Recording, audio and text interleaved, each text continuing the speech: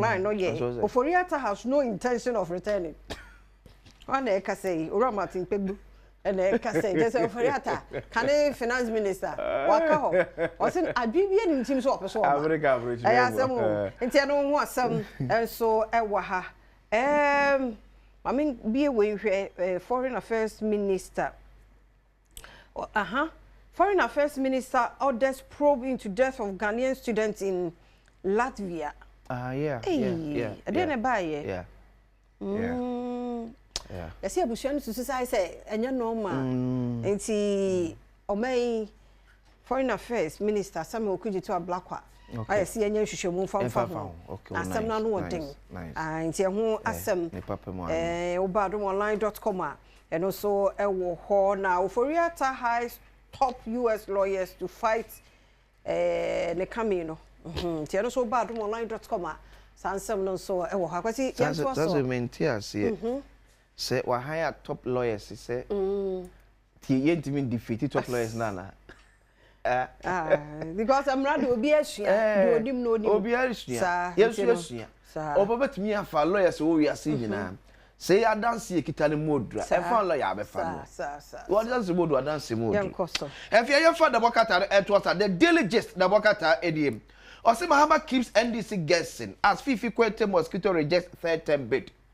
Eti say ora Fifi Kwete ne Johnson Syndicate ya say President Mama intimi kura man tim so be kwata third.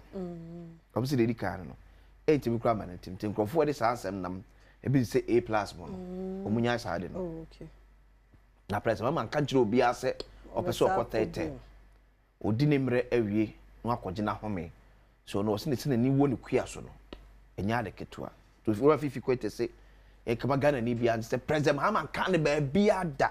Ono no akwa so aka say wonye na adwen da.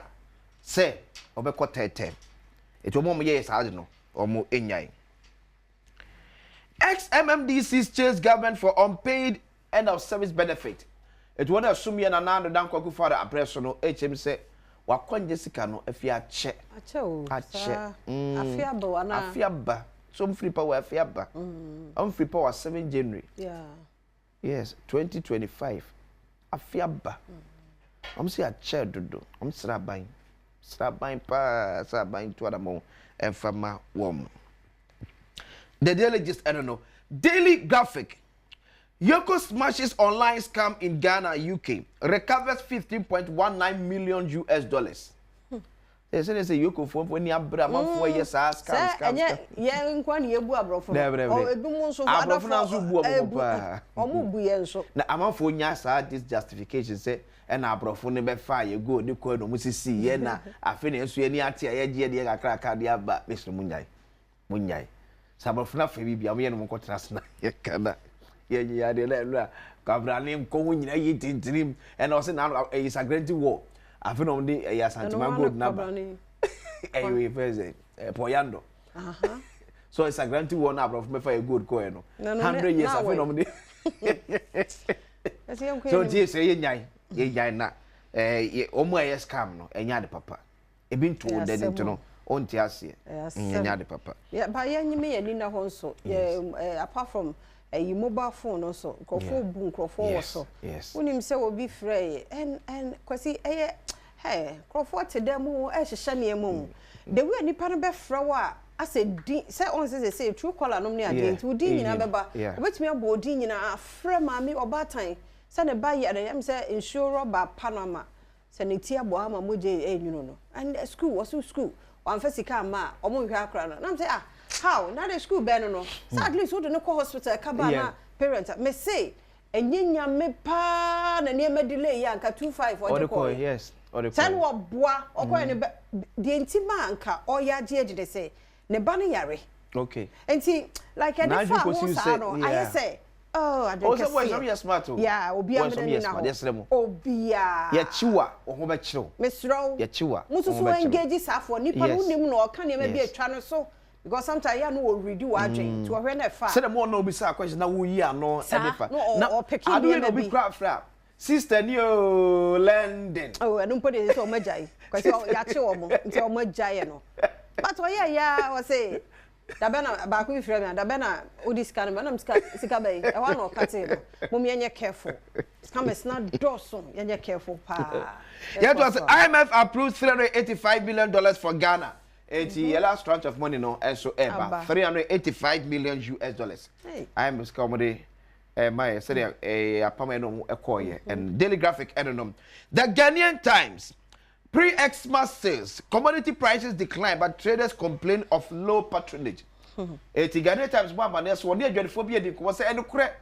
And I'm what they are from papa nanso one never to no. Yeah, free next week you could one never to no and na any one of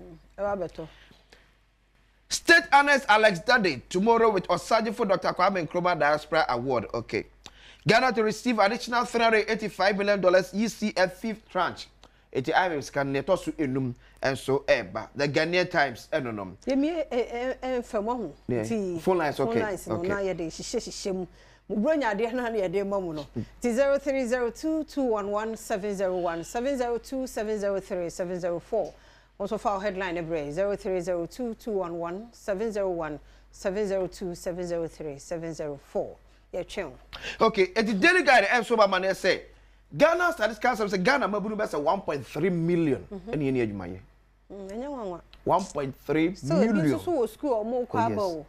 I do say afibia say 100,000 be account say come 150,000 afibia kwada be 100 to 150,000 the free tertiary institutions will be free. Afibia 1.3 should go fear that. They serious so. Yeah. Baumia is NPP's winnable candidate. Jinapo declares.